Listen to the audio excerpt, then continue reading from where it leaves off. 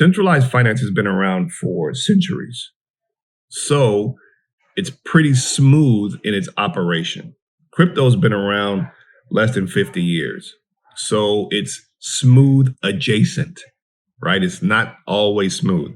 I tell people when they get into crypto, you have to be patient because sometimes it may not work the way you want it to. It'll work, but maybe not the way you want it to. And let's go with an instance of that, right? I have a platform that is one of my private groups that I paid thousands of dollars to get into that has been on maintenance basically for the last 8 months.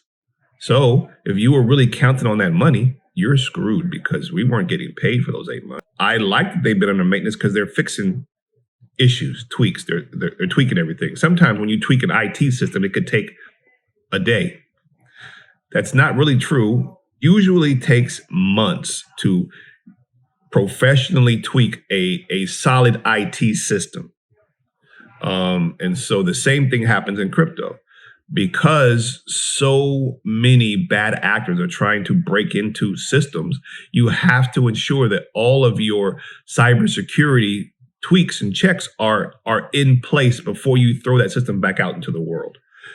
Because it's amazing the amount of perpetrators that are trying to hackers that are trying to break into these systems so they can steal money.